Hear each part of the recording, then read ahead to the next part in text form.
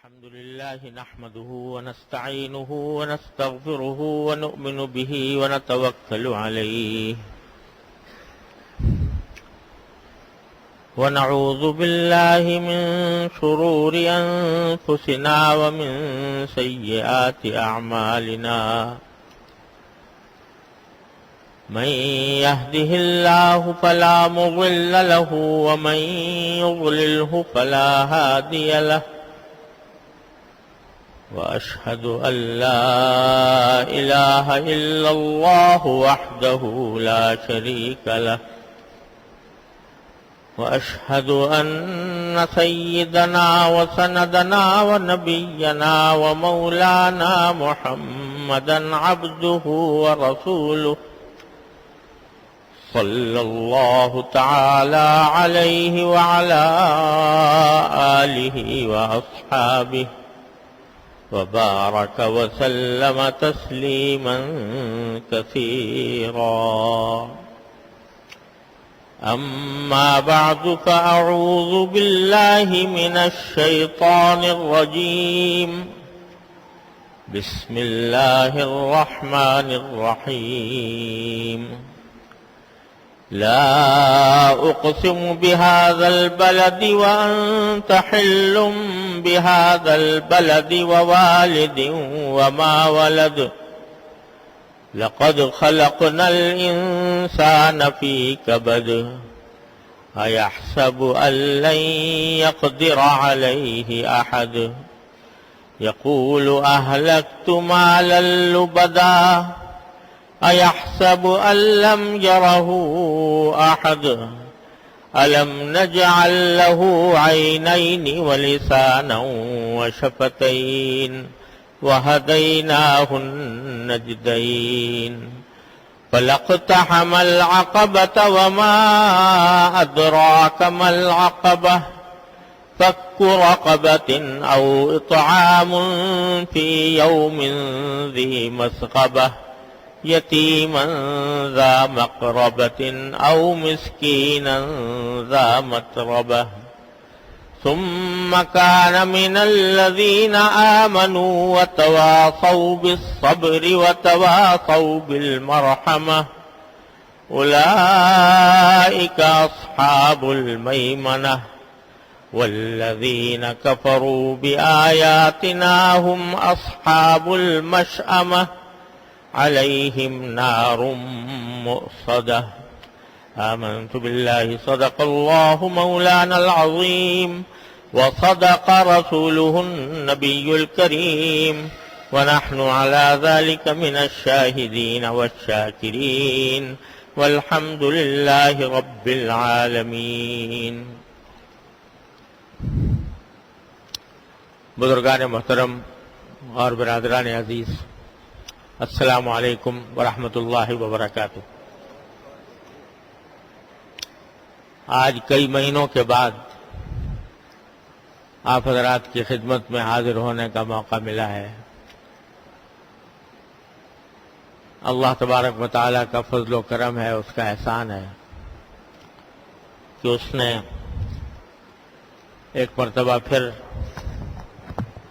یہاں حاضر ہونے کی توفیق عطا فرمائی. یہ عرصہ جو غیر حاضری ہوئی، اس عرصے میں جو غیر حاضری ہوئی، اس کا بڑا سبب میری مختلف بیماریاں تھیں. اللہ جل جلالہ کا فضل و کرم ہے کہ اس نے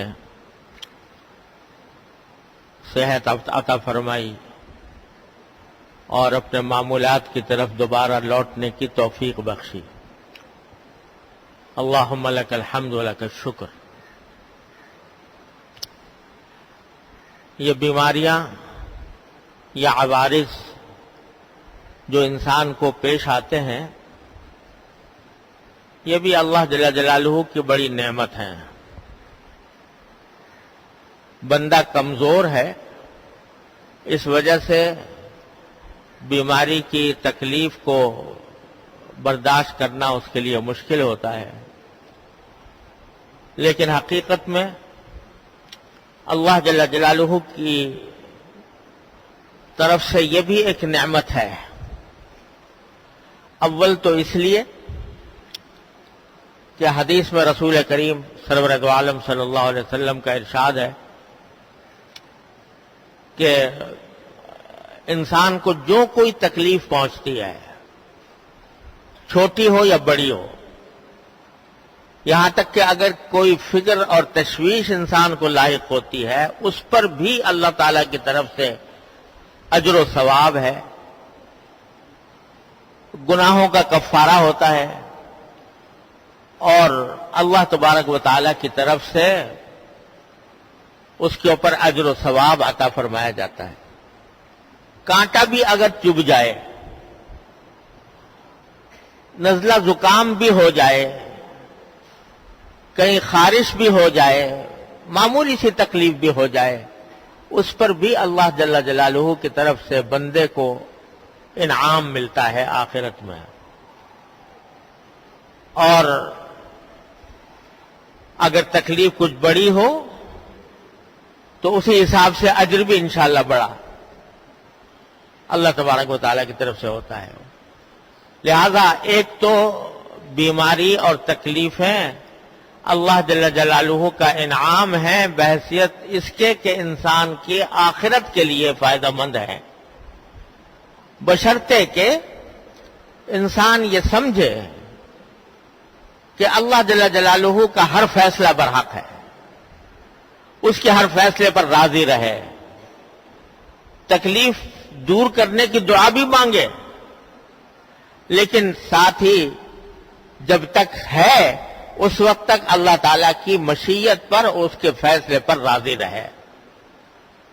تو بندے کے لیے یہ بیماری بھی ایک نعمت بن جاتی ہے اور آخرت کے میں درجات کی بلندی کا سبب بنتی ہے. اللہ تعالیٰ اپنے فضل و کرم سے ہم سب کو اس حقیقت کو سمجھنے کی توفیق عطا فرمائے. دوسرے بیماریاں اور تکلیفیں اس لیے بھی اللہ تبارک و تعالیٰ کی نعمت ہے کہ اگر آدمی کی سوچ درست ہو تو اس تکلیف اور بیماری میں صحت کی قدر انسان کو معلوم ہوتی ہے. صحت اللہ تبارک و تعالیٰ نے کتنی بڑی نعمت دی ہوئی ہے. الحمدللہ زندگی کے بیشتر اوقات صحت کی حالت میں گزرتے ہیں. اللہ تبارک و تعالیٰ نے سر سے لے کر پاؤں تک انسان کے جسم کا نظام ایسا بنایا ہوا ہے کہ وہ ایک محیر العقول نظام ہے، اور اس کے تحت انسان اپنی زندگی گزارتا ہے. تو صحت جب تک ہوتی ہے اس وقت تک قدر نہیں ہوتی کہ کتنی بڑی نعمت ملی ہوئی ہے، اور جب کبھی کوئی اس صحت میں خلل آتا ہے تو اگر سوچنے والا انسان ہو اور اللہ تعالیٰ نے اس کی سوچ درست کی ہو تو اس کو صحت کی قدر معلوم ہوتی ہے. اور تکلیف کے بعد جب راحت آتی ہے اور بیماری کے بعد جب صحت آتی ہے تو اس کو شکر ادا کرنے کا موقع ملتا ہے کہ اللہ جل جلالہ نے اپنے فضل و کرم سے یہ نعمت عطا فرمائی. تیسری وجہ اس کے نعمت ہونے کی یہ ہے کہ اگر آدمی بیماری میں پڑ گیا تو بیماری کے اندر آدمی اپنے جو فرائض ہیں ان کو بھی بجا لانے سے پوری طرح اس کا قابل نہیں ہوتا. بعض اوقات شریعت نے بھی رخصتیں دی ہیں، کھڑے ہو کر نماز نہیں پڑھ سکتے، بیٹھ کے پڑھ لو، بیٹھ کے بھی نہ پڑھ سکتے لیٹ کے پڑھ لو، اشارے سے پڑھ لو، رخصتیں دی ہیں.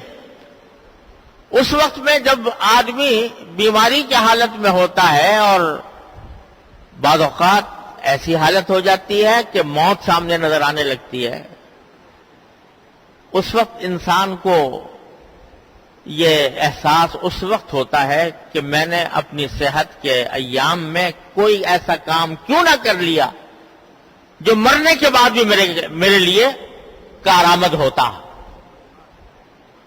اور نبی کریم سرور دو عالم صلی اللہ علیہ وسلم کا وہ ارشاد یاد آتا ہے جس میں آپ نے فرمایا تھا کہ 5 چیزوں کو 5 چیزوں سے پہلے غنیمت سمجھو. عجیب ارشاد ہے. فرمایا کہ 5 چیزوں کو 5 چیزوں سے پہلے غنیمت سمجھو. ایک کیا؟ حیات کا قبل موتک، اپنی موت سے پہلے، مرنے سے پہلے جو زندگی ملی ہوئی ہے اس زندگی کو غنیمت سمجھ لو. جو کچھ کرنا ہے اسی زندگی میں کرنا ہے. آخرت میں عذاب اور ثواب، جنت اور جہنم، اس کا فیصلہ جو کچھ ہوگا وہ اسی زندگی سے ہوگا. اس زندگی کو اگر ٹھیک گزار لیا تو انشاءاللہ آخرت کی ابدی راحتیں ہیں، ابدی نعمتیں ہیں. اور اگر خدا نہ کرے اس زندگی کو غلط طریقے سے گزارا تو مرنے کے بعد پھر حسرت جو ہوگی وہ حسرت ایسی ہوگی کہ اس کا کوئی مداوع نہیں ہوگا. قرآن کریم فرماتا ہے کہ جب آخرت میں بدکاروں کو سزائیں دی جائیں گی تو وہ کہیں گے کہ ایک مرتبہ ہمیں واپس بھیج دیجئے دنیا میں. تو فَأَصَّدَّقَ وَأَكُن مِّنَ الصَّالِحِينَ، میں پھر صدقے بھی دوں گا اور نیک عمل بھی کروں گا، بڑا نیک بن کے زندگی گزاروں گا. لیکن اس کے بعد موقع ختم ہو چکا ہوگا. وَلَن يُؤَخِّرَ اللَّهُ نَفْسًا إِذَا جَاءَ أَجَلُهَا، جب وقت آ جاتا ہے تو پھر اللہ تعالیٰ اس کے اندر تاخیر نہیں فرماتے. بہت لمبی عمر ہے اللہ تعالیٰ نے دی ہوئی ہے. اولم نعمرکم ما يتذکر فیہ من تذکر، کیا تمہیں ہم نے وہ اتنی عمر نہیں دی تھی کہ اگر کوئی نصیحت حاصل کرنا چاہتا تو نصیحت حاصل کر لیتا؟ تم نے اس کو گنوا دیا. تو مرنے کے بعد زندگی واپس نہیں لوٹ سکتی، اور لوٹ نہیں سکتی تو جو اعمال زندگی کے اندر کیے جا سکتے ہیں ان کا دروازہ بند ہو جاتا ہے. تو جب تک موت نہیں آئی زندگی کی نعمت سے تم بہرہ اندوز ہو رہے ہو تو اس وقت تک حیات کو، زندگی کو غنیمت سمجھو. اس کا ایک ایک لمحہ قیمتی ہے. اس کا ایک ایک لمحہ انسان کے لیے آخرت کی ابدی زندگی کے جاویدانی راحتوں کا ذریعہ بن سکتا ہے. اس کی کوشش کرو کہ لمحہ زندگی کا، لمحات زندگی ضائع نہ ہو. زندگی کو غنیمت سمجھو موت سے پہلے.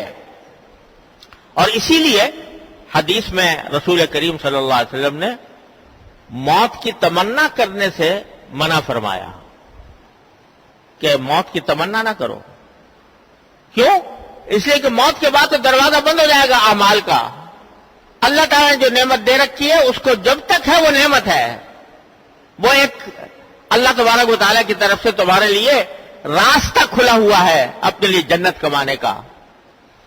تو اس واسطے تمنا نہ کرو موت کی. اسی طرح دعا نہ مانگو کہ اللہ میں مر جاؤں. اور ساتھ ہی خودکشی کو حرام قرار دیا کہ کوئی شخص اپنے آپ کو خود قتل نہ کرے، خودکشی نہ کرے. کیوں؟ اس لیے کہ اللہ کی دی ہوئی نعمت کا یہ کفران ہے، ناشکری ہے. تو اس لیے فرمایا کہ مرنے سے پہلے زندگی کو غنیمت سمجھو. اور صحت کا قبل سقمک، بیماری سے پہلے صحت کو غنیمت سمجھو. جب بیماری آ جائے گی تو قوت نہیں رہے گی، طاقت نہیں رہے گی، کوئی کام کرنا چاہو گے بھی تو نہیں ہو پائے گا. صحت ہے تو اس میں تم عبادت تم کر سکتے ہو، اللہ تعالیٰ کی طرف رجوع تم کر سکتے ہو، صدقے تم کر سکتے ہو، خیرات تم کر سکتے ہو، اپنے لیے نیکیوں کے ڈھیر تم جمع کر سکتے ہو.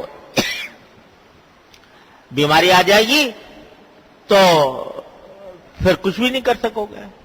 لہذا صحت کا قبل سقمک. اور پھر بیماری کے اندر اگر آدمی اس وقت میں حسرت ہو کہ اللہ میں نے اتنی عمر گزار دی، اس کے اندر میں نے کچھ نہ کیا، تو وہ اس حسرت کا کوئی علاج ممکن نہیں ہوگا بیماری کے بعد. تو یہ اللہ تبارک و تعالیٰ کی طرف سے یہ بیماری جو ہے تمہیں یاد دلاتی ہے. تو اس وجہ سے جب دوبارہ صحت آئے تو کم از کم اس قدر پہچان لو. اگر پہلے نہیں پہچانی تھی تو اب پہچان لو. میرے والد ماجد قدس اللہ تعالیٰ سرہ حضرت مفتی محمد شفیع صاحب رحمۃ اللہ علیہ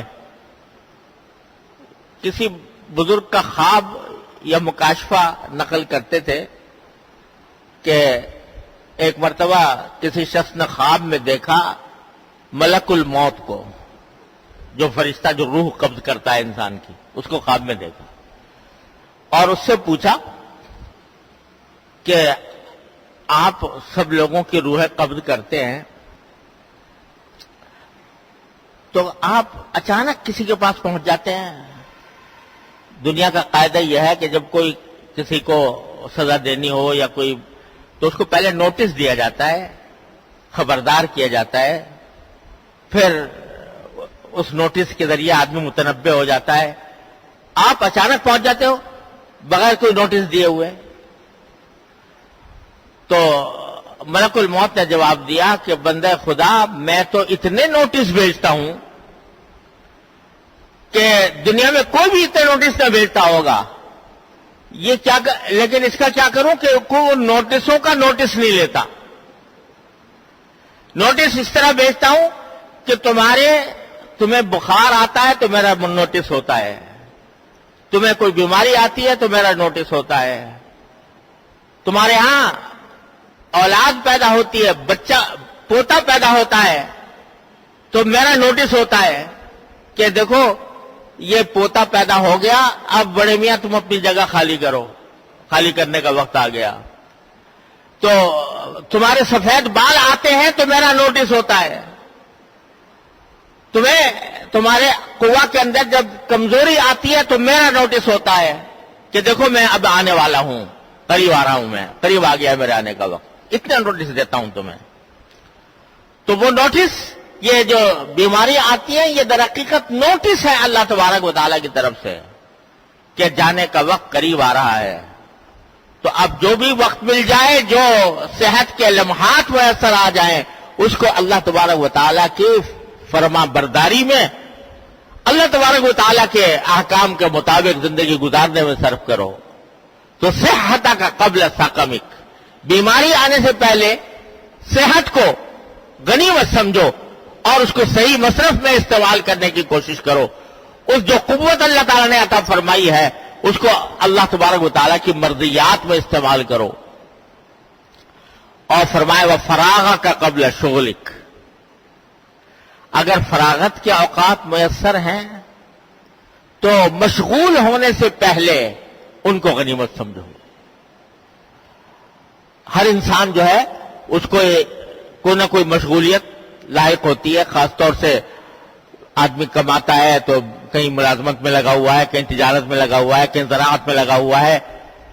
مشغولیات میں آدمی مصروف رہتا ہے، لیکن انہی مشغولیات کے دوران کچھ وقت فراغت کا بھی ملتا ہے جس میں کوئی مشغولیت نہیں ہے. تو فرمایا کہ اس فراغت کے وقت کو مشغولیت سے پہلے، مشغولیت آنے سے پہلے غنیمت سمجھو کہ یہ فراغت کا وقت ملا ہے تو اس فراغت کے وقت کو میں آخرت کی بہتری کے لیے استعمال کر لوں. اس فراغت کے وقت میں اللہ کو یاد کر لوں، نبی کریم سرور عالم صلی اللہ علیہ وسلم پر درود و سلام بھیج دوں. اس فراغت کے وقت کو میں صدقہ خیرات میں خرچ کر لوں، قرآن کریم کی تلاوت میں خرچ کر لوں، اللہ تعالیٰ کے ذکر میں خرچ کر لوں. تو اس فراغت کے وقت کو غنیمت سمجھو، کیونکہ جب مشغولی آ جائے گی تو صبح سے لے کے شام تک تم مصروف رہو گے. اس میں اگر کوئی کرنا بھی چاہو گے عبادت تو مشغولیات تمہیں اس کی اجازت نہیں دیں گی. تو فراغ کا قبل شغلک، مشغول ہونے سے پہلے فراغت کو غنیمت سمجھو. اور فرمایا وشباب کا قبل حرمک، جوانی کو بڑھاپے سے پہلے غنیمت سمجھو. جب تک جوان ہو قوت ساتھ دے رہے ہیں، جوانی کے اندر بڑی سے بڑی مہمات تم سر کر لیتے ہو، اللہ تعالیٰ نے طاقت دے رکھی ہے. جب بڑھاپا آ جائے گا تو نہ منہ میں دانت نہ پیٹ میں آنت، یہ حالت پہنچ جائے گی، دوسروں کے محتاج ہو کر رہ جاؤ گے، اور اگر کوئی عمل کرنا بھی چاہو گے تو کر نہیں سکو گے۔ تو بڑھاپے کے آنے سے پہلے جوانی کے وقت کو غنیمت سمجھو۔ تو جوانی کے اندر اللہ تبارک و تعالیٰ کی عبادت کی طرف متوجہ ہونا، گناہوں سے پرہیز کرنا، یہ ہے کام ایک مومن کا۔ بڑھاپے آنے کے بعد تو آدمی کے وہی جواب دے گئے، تو اس وقت اگر گناہوں سے بچ گیا تو کون سا تیر مار لیا؟ در جوانی توبہ کردن سوائے پیغمبریس، وقت پیری گرگ ظالم می شود پرہیزگار، کہ جب بڑھاپا آتا ہے تو کہتے بھیڑیا بھی پرہیزگار بن جاتا ہے۔ کیوں؟ اس لیے کہ طاقت ہی نہیں رہی کسی کے اوپر حملہ کرنے کی، تو اس واسطے وہ بھی پرہیزگار ہو گیا۔ لیکن جوانی میں توبہ کرنا، یہ ہے پیغمبروں کا شیوا، جیسے حضرت یوسف علیہ السلام کہ بھرپور جوانی ہے، اور گناہ کا داعیہ نہ صرف یہ کہ موجود ہے بلکہ دعوت دے رہا ہے، مگر اللہ کے خوف کی وجہ سے فرماتے ہیں کہ انہ ربی احسن مثوائے۔ تو یہ ہے جوانی کے اندر آدمی گناہوں سے پرہیز کرے، اور جوانی کے لمحات کو اللہ تعالیٰ کی عبادت میں، اللہ تعالیٰ کی طرف رجوع میں، ذکر میں استعمال کرے۔ تو شباب کا قبل حرمک، تو جوانی کو بڑھاپے سے پہلے، اور فرمایا وغنا کا قبل فقرک، اگر کچھ پیسے میسر ہیں، دولت ہے، تو اس دولت کو فقر و فاقہ آنے سے پہلے غنیمت سمجھو۔ یہ نہ سمجھو کہ دولت ہمیشہ رہے گی، یہ تو اللہ تبارک و تعالیٰ کا فیصلہ ہے کس کو کتنا دیتا ہے اور کب تک دیتا ہے۔ یہ روپیہ پیسہ آنے جانے والی چیز ہے، کبھی آ گیا کبھی چلا گیا۔ تو اگر موجود ہے اور تمہارے پاس گنجائش ہے تو اس فقر کے آنے سے پہلے اس کو غنیمت سمجھو، اور غنیمت سمجھنے کے معنی یہ ہے کہ اس پیسے کو، اس دولت کو ایسے کاموں میں صرف کر دو کہ جو اللہ تعالیٰ کو راضی کرنے والے ہوں، جس کے ذریعے تمہارا بیلنس وہاں پر جا کر اکٹھا ہو جائے آخرت میں۔ حدیث میں فرمایا کہ ابن آدم جو ہے، آدم کا بیٹا، وہ کہتا ہے مالی بالی، یہ میرا مال ہے، یہ میرا مال ہے۔ لیکن فرمایا جو کچھ مال ہے تیرا، حلک الا ما اکلت فافنیت او لبست فابلیت او تصدقت فامضیت، تیرا مال تو وہ ہے کہ یا تو نے کھا لیا، کھا کر نفع اٹھا لیا اس سے، یا تو نے کپڑا پہن لیا اور اس کو پہن کر تم نے استعمال کر دیا، وہ بے شک تیرا مال ہے، یا پھر تو نے صدقہ کر کے اپنا اکاؤنٹ وہاں پر جمع کر لیا تو وہ تیرا ہے، ورنہ باقی تو سب تیرے وارثوں کے پاس جانے والا ہے۔ جو کچھ جمع کرے گا پیسہ، جو کچھ بھی جمع کرے گا، آخر میں جب موت آئے گی تو تیرے وارثوں کا ہوگا، تیرا اس میں کچھ بھی نہیں ہوگا۔ تو تیرا تو صرف تین چیزیں ہیں، یا کھا لے، یا پہن لے، یا صدقہ کر کے اپنا بیلنس وہاں پر جمع کر دے، آخرت کے لیے جمع کر دے۔ تو یہ اللہ تعالیٰ یہ سوچ دل میں پیدا فرمائے، تو فرمایا کہ فقر آنے سے پہلے اپنے دولت مندی کو، اپنی دولت کو غنیمت سمجھو کہ اللہ تبارک و تعالیٰ نے یہ عطا فرما دیا ہے، تو اس کو صحیح راستے پر استعمال کرو۔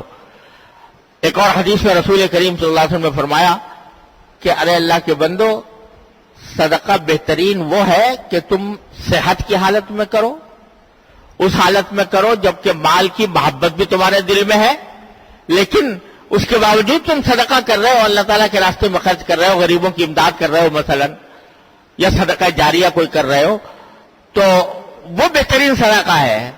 وہ کیا صدقہ ہوا؟ حدیث میں فرمایا وہ کیا صدقہ ہوا کہ جب موت سامنے نظر آنے لگی اور بستر مرگ پر پڑے ہوئے ہو تو کہ بھائی اتنا فلاں کو دے دینا اور اتنا فلاں کو دے دینا، تو رسول اللہ صلی اللہ علیہ وسلم فرماتے ہیں کہ تم یہ کہتے ہو اتنا فلاں کو دے دینا، اتنا فلاں کو دے دینا، حالانکہ وہ تو فلاں کا ہو چکا، یعنی وارثوں کا ہو چکا۔ جب مرض موت آ جاتا ہے، جس میں آدمی بستر مرگ پر ہوتا ہے تو وہ صدقہ بھی نہیں کر سکتا پورا. 1/3 کی حد تک اگر کوئی وصیت کرے تو کر سکتا ہے, باقی 2/3 کے اندر کچھ نہیں کر سکتا, وہ اس کے وارثوں کا ہو چکا. تو فرمایا تم کہہ رہے ہو فلاں کو دے دینا, فلاں کو دے دینا, حالانکہ وہ تو تیسرے فلاں کا ہو چکا, یعنی وارثوں کا ہو چکا, تو پھر کچھ بھی نہیں کر سکو گے. تو غنا کا قبل فقرک. تو خلاصہ اس پوری حدیث مبارک کا یہ ہے کہ انسان کی اپنی زندگی میں اللہ تبارک و تعالیٰ اس کو مواقع عطا فرماتے ہیں, اس بات کے مواقع عطا فرماتے ہیں کہ وہ اپنی زندگی کو اللہ تعالیٰ کی رضا میں خرچ کر لے, اس کو غنیمت سمجھ کر اس کو آدمی اطمینان کے ساتھ اللہ تعالیٰ کی رضا کے مطابق انجام دے گا تو انشاءاللہ آخرت میں اس کے لیے بہترین اب راحت کی, آرام کی ابدی زندگی ہوگی.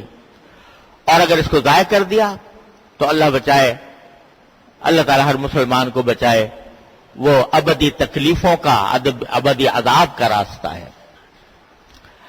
یہ میں نے شروع میں سورہ بلد تلاوت کی تھی اور خیال تھا کہ اس کی کوئی تفسیر انشاءاللہ عرض کروں گا, لیکن یہ بات دوسری طرف چلی گئی. لیکن اتفاق سے یہ سورہ بلد جو میں نے تلاوت کی ہے اس کا مرکزی مفہوم بھی یہ ہے جس کا میں نے ابھی ذکر کیا, کہ انسان کو اللہ تبارک و تعالیٰ نے جو زندگی عطا فرمائی ہے, یہ زندگی اللہ تبارک و تعالیٰ کی عطا ہے.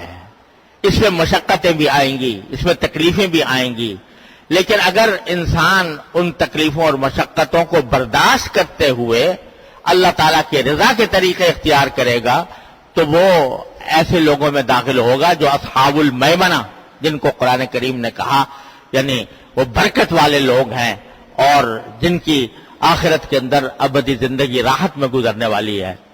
اور اگر خدا نہ کرے اس کو آدمی نے اس طرح گزار دی, مشقتیں تو پھر بھی آئیں گی, بیماریاں پھر بھی آئیں گی, کافر ہو مسلمان ہو, فاسق فاجر ہو, نیک متقی ہو, تکلیفیں تو ہر ایک پر آتی ہیں.